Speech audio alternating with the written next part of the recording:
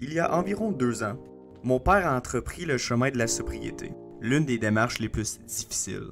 Auparavant, mon père était un grand consommateur de substances telles que l'alcool, les cigarettes et le cannabis.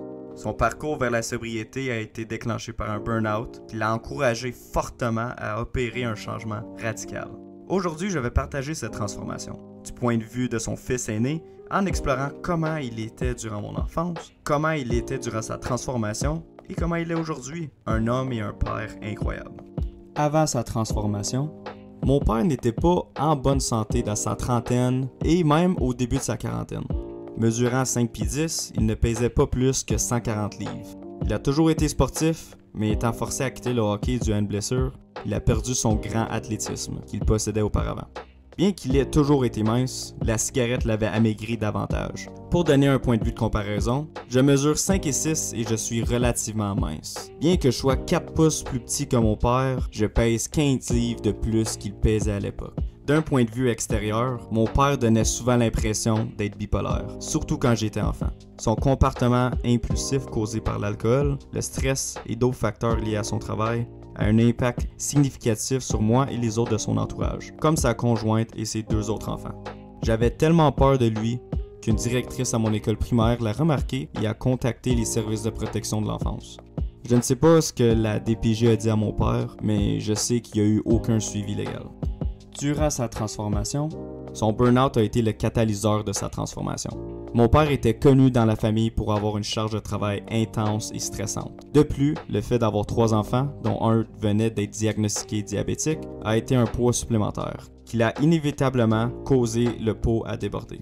Suite à ce burn-out, un médecin lui a prescrit l'arrêt de toutes les substances qu'il consommait et lui a recommandé de prendre une pause de son travail.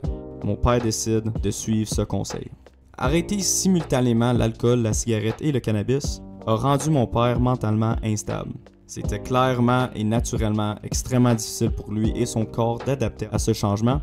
Il a été conseillé de joindre le groupe Narcotiques Anonymes et de mon point de vue, s'entourer de personnes qui vivent et qui parcourent le même chemin que lui a été extrêmement bénéfique.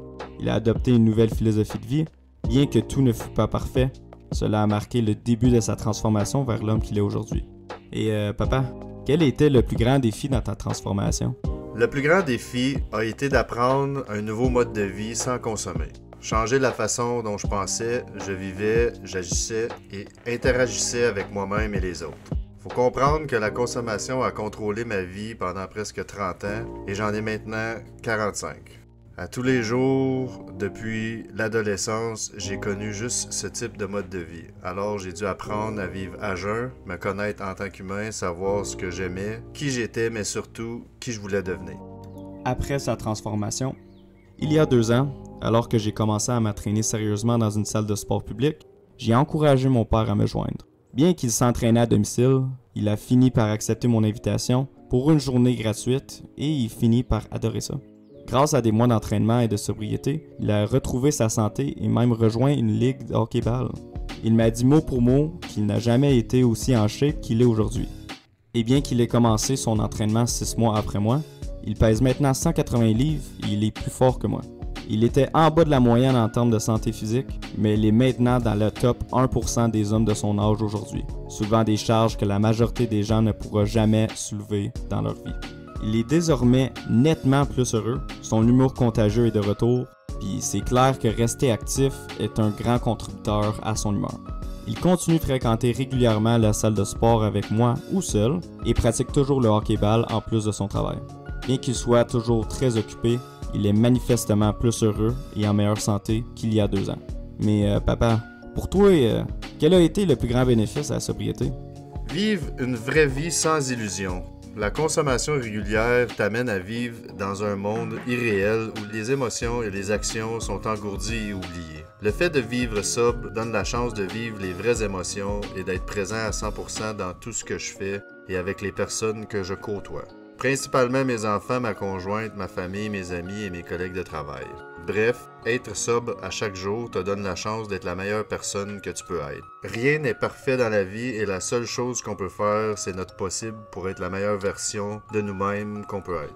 Donc pour conclure, je suis extrêmement heureux de ce qui est devenu de mon père aujourd'hui. J'ai toujours eu du respect pour lui, mais désormais, il n'y a personne que je respecte et admire plus que Marc, mon père.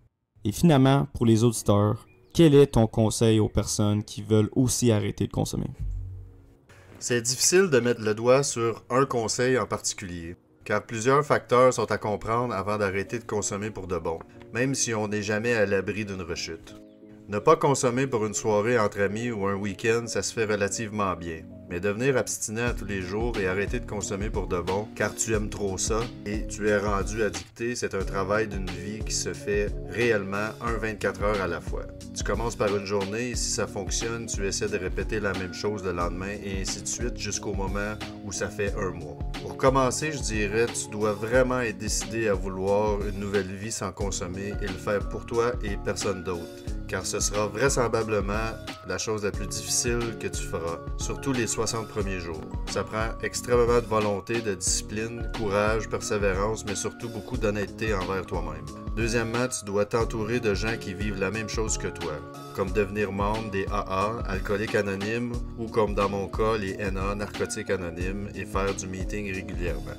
Troisièmement, tu dois changer ton cercle d'amis qui t'influence à consommer, car le miracle est possible. Je m'appelle Marc et je suis dépendant.